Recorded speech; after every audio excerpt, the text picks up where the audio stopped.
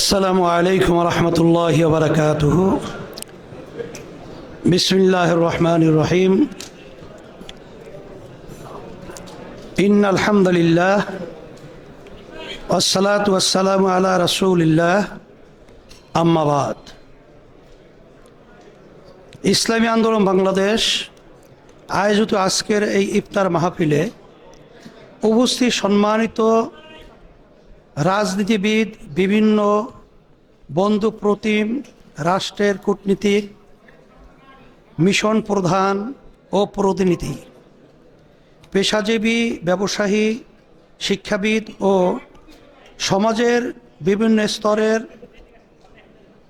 অংশীজনকে আন্তরিক শুভেচ্ছা ও কৃতজ্ঞতা জানাচ্ছি।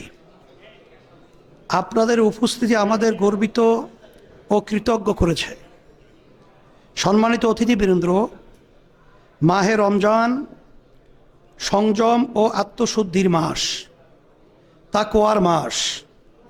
তাকওয়া ও আত্মশুদ্ধি যেমন ব্যক্তি জীবনে গুরুত্বপূর্ণ, তেমনি রাষ্ট্রীয় জীবনেও গুরুত্বপূর্ণ। এই মাস আমাদের আত্মসংশোধন ও রাজনৈতিক সংশোধনের উপলক্ষ হয়ে উঠুক এই প্রত্যাশা করছি। সম্মানিত অতিথিবৃন্দ, আমাদের ইতিহাস রক্তস্নাত ইতিহাস। তাই শুরুতেই 1957 পলাশী থেকে শুরু করে 47 দেশ বিভাগ, 52 ভাষা আন্দোলন, 71 স্বাধীনতা সংগ্রাম ও 24 বৈষম্য বিরোধী আন্দোলন সহ ইতিহাসের নানা কাল পর্বে দেশ, জাতীয় মানবতার জন্য রক্ত জীবন উৎসর্গকারী সকলের প্রতি গভীর শ্রদ্ধা জানাচ্ছি। সম্মানিত সুধীবৃন্দ, আপনারা নিশ্চয়ই জানেন ইসলামী আন্দোলন বাংলাদেশ 1987 সালের 13ই মার্চ আনুষ্ঠানিকভাবে পথ চলা শুরু করেছিল। দেশের সকল ধারার শীর্ষ ওলামায়ে কেরাম, বুদ্ধিজীবী, শিক্ষাবিদ, রাজনীতিক ও গণমানুষের সম্মিলিত উদ্যোগে এ সংগঠন ইসলামী শাসনতন্ত্র আন্দোলন নামে আত্মপ্রকাশ করেছিল। সেই 1987 সালেই আমাদের বোধোদয় হয়েছিল যে বাংলাদেশের সংবিধান নিজেই সমস্যাজনক। সংবিধানে জনতার বোধ বিশ্বাসের প্রতিফলন ছিল না।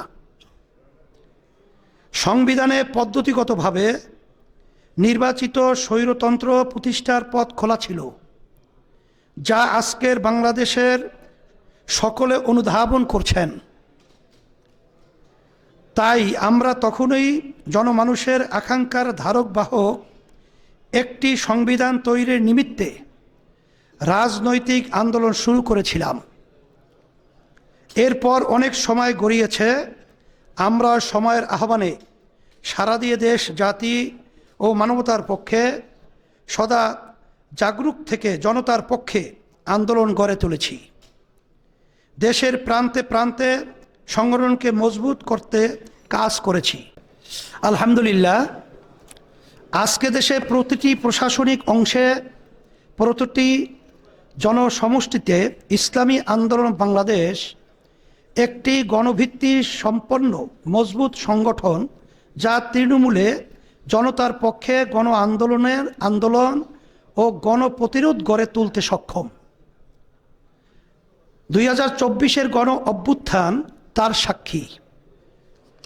সম্মানিত সুধীমণ্ডলী, ইসলামী আন্দোলন বাংলাদেশ এই ভূখণ্ড আবাদকারী ঐতিহাসিক, আধ্যাত্মিক, সুফি ধারার একটি সমকালীন রাজনৈতিক সংগঠন, যার মূল লক্ষ্য সাম্য, মানবিক মর্যাদা ও সামাজিক ন্যায় বিচার নিশ্চিতকারী একটি সমৃদ্ধ কল্যাণ রাষ্ট্র গড়ে তোলা।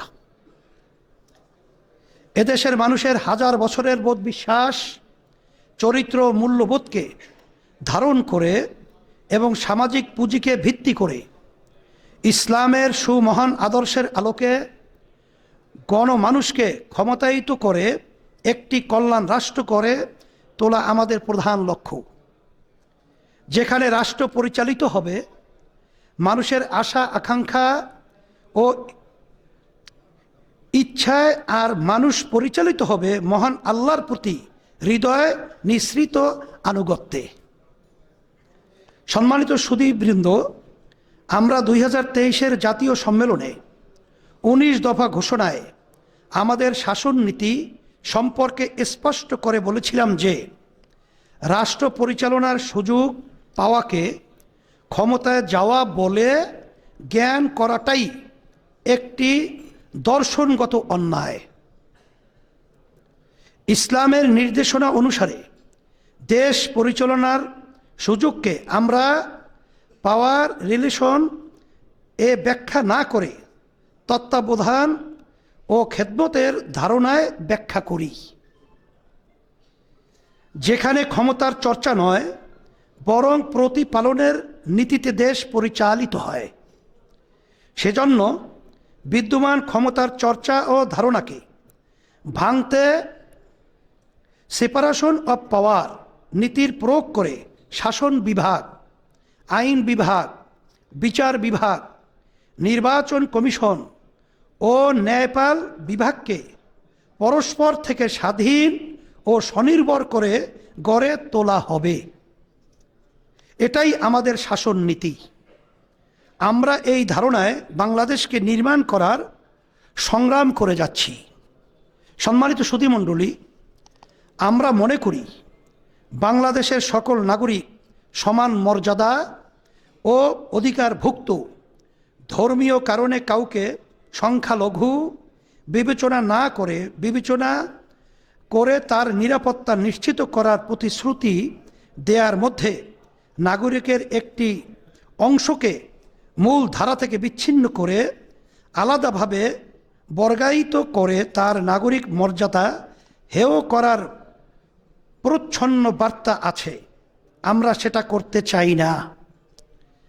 ধর্ম, বর্ণ, ভাষার নির্বিশেষে সকলে মিলে আমরা বাংলাদেশি জাতি, যার প্রতিজনের সম্মান, মর্যাদা ও নিরাপত্তা নিশ্চিত করার জন্যে আমরা লড়াই করে যাচ্ছি। সম্মানিত সুধীমণ্ডলী, রাসূল আকরাম সাল্লাল্লাহু আলাইহি ওয়াসাল্লাম প্রতিবেশী সম্পর্কে বলেছেন, হে আল্লাহ, যে আল্লাহ ও তার রাসূল সাল্লাল্লাহু আলাইহি ওয়াসাল্লামকে বিশ্বাস করে সে যেন তার প্রতিবেশীকে সম্মান করে, প্রতিবেশীকে কষ্ট না দেয়া। আমরা আমাদের সামাজিক ও রাষ্ট্রীয় সকল প্রতিবেশীর ক্ষেত্রেই রাসূল আকরাম সাল্লাল্লাহু আলাইহি ওয়াসাল্লাম এর এই নির্দেশনার কঠোর অনুসরণ করি। আনাস ইবনে মালিক রাদিয়াল্লাহু তাআলা আনহু থেকে বর্ণিত, তিনি বলেন, নবী করিম সাল্লাল্লাহু আলাইহি ওয়াসাল্লাম বলেছেন, তোমার ভাইকে সাহায্য করো, সে জালিম হোক অথবা মাজলুম। মহানবী সাল্লাল্লাহু আলাইহি ওয়াসাল্লামের এই নির্দেশনা মান্য করে আমরা সারা বিশ্বের সকল মাজলুমের পক্ষে অবস্থান নেই, আর সকল জালিমকে তার জুলুম থেকে বিরত রাখার চেষ্টা করি। বিশেষ করে রোহিঙ্গা ও ফিলিস্তিনিদের সাথে যে অবিচার ও নির্মমতা করা হয়েছে, আমরা তার তীব্র প্রতিবাদ জানিয়েছি এবং অসহায় রোহিঙ্গা ও ফিলিস্তিনিদের পাশে থাকার অঙ্গীকার করছি।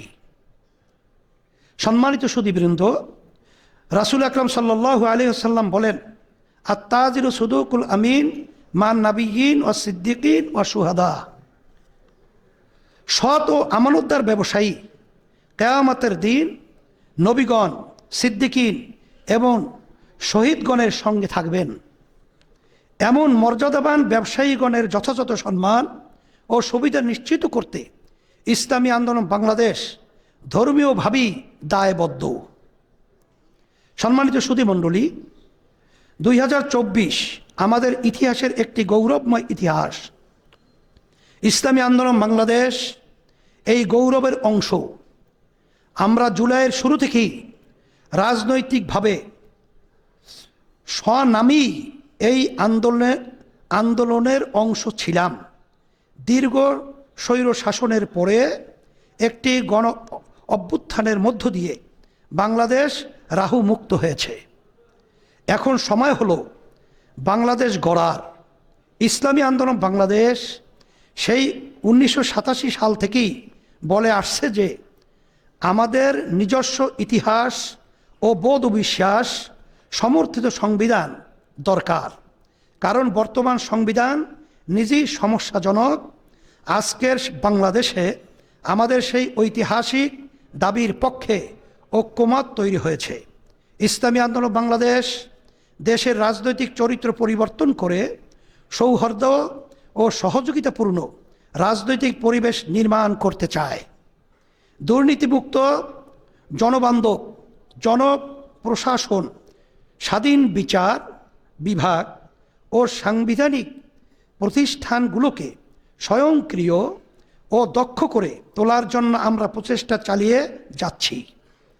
সম্মানিত সুধীমণ্ডলী, বিগত বছরগুলোতে রাজনৈতিক সদিচ্ছার অভাব এবং কোনো কোনো ক্ষেত্রে অসুস্থ রাজনীতির কারণে বাংলাদেশের সাংবিধানিক প্রতিষ্ঠানগুলো ধ্বংসপ্রায় হয়েছে, যার সুযোগে দেশে স্বৈরতন্ত্র প্রতিষ্ঠা পেয়েছিল। আমরা আর আগের অবস্থায় যেতে চাই না। তাই সংস্কার অপরিহার্য। ইসলামী আন্দোলন বাংলাদেশ বারংবার প্রয়োজনীয় সংস্কারের প্রতি জোরালো সমর্থন জানিয়ে আসছে। বিশেষ করে সংবিধান, নির্বাচন কমিশন, জনপ্রশাসন, পুলিশ, দুদক ও বিচার বিভাগের সংস্কার জরুরি হয়ে দাঁড়িয়েছে। এসব ক্ষেত্রে প্রয়োজনীয় সংস্কার না হলে আগের তিমিরে ফেরত যাওয়ার আশঙ্কা থেকে যাবে। তাই এসব ক্ষেত্রে সংস্কার হতেই হবে। নির্বাচন ব্যবস্থা সংস্কারের ক্ষেত্রে আমরা বিশ্বের 90টিরও বেশি দেশে অনুসৃত সাংখ্যানুপাতিক পদ্ধতি পিআর নির্বাচন পদ্ধতি দাবি করেছি। আমরা মনে করি জাতীয় নির্বাচনে সংখ্যানুপাতিক পদ্ধতি অনুসরণ করা হলে রাজনীতিতে গুণগত পরিবর্তন আসবে এবং কার্যকর ও যথাযথ প্রতিনিধিত্বশীল পার্লামেন্ট গঠিত হবে। নির্বাচনে কালো টাকা ও পেশি শক্তির ব্যবহার বন্ধ হবে। ইসলামী আন্দোলন বাংলাদেশ নির্বাচনহীন পরিস্থিতি দীর্ঘ হোক তা চায় না, বরঞ্চ নির্বাচনকে সুষ্ঠু, অবাধ করতে এবং নির্বাচনে সকলের জন্য সমান সুযোগ নিশ্চিত করতে প্রয়োজনীয় ব্যবস্থা ও সংস্কার করে দ্রুত নির্বাচনের আহ্বান জানায়। ইসলামী আন্দোলন বাংলাদেশ পতিত ফ্যাসিস্ট স্বৈরাচারের আমলে অপরাধীদের যথাযথ বিচার নিশ্চিত করার জোর দাবি জানাচ্ছে। কারণ তাদের বিচার না হলে মানুষের রক্তের দায় জাতিকে প্রজন্ম থেকে প্রজন্ম তারা করবে। তাই যথাযথ তদন্ত সাপেক্ষে অপরাধীদের বিচার দ্রুত করতে হবে। ইসলামী আন্দোলন বাংলাদেশ একটি সুখী সমৃদ্ধ বাংলাদেশ নির্মাণ করার চেষ্টা করছে, যেখানে দারিদ্র্য, বেকারত্ব ও দুর্নীতি থাকবে না, যেখানে মানবাধিকার সুরক্ষিত হবে, পরমত সহিষ্ণুতা ও ধর্মীয় সহ অবস্থান নিশ্চিত হবে, নাগরিকের স্বাস্থ্য, শিক্ষাসহ মৌলিক অধিকারকে প্রাধান্য দিয়ে ব্যবসা ও পরিবেশ বান্ধব বাংলাদেশ নির্মাণই আমাদের রাজনৈতিক প্রচেষ্টার কেন্দ্র। আজকে কথার দীর্ঘ করব না। ইসলামী আন্দোলন বাংলাদেশের আহ্বানে আজকের ইফতার মাহফিলে আপনাদের উপস্থিতির জন্য আবারও কৃতজ্ঞতা প্রকাশ করছি। নতুন বাংলাদেশ বিনির্মাণের যে কোনো প্রচেষ্টায় আমরা সদা সর্বদা জনতার কাতারে ছিলাম, আছি এবং থাকবো ইনশাআল্লাহ, এবং আপনাদেরকে পাশে পাবো বলে আশা করছি। আল্লাহ হাফেজ। আল্লাহ সবাইকে ভালো রাখুক। মাআস সালাম।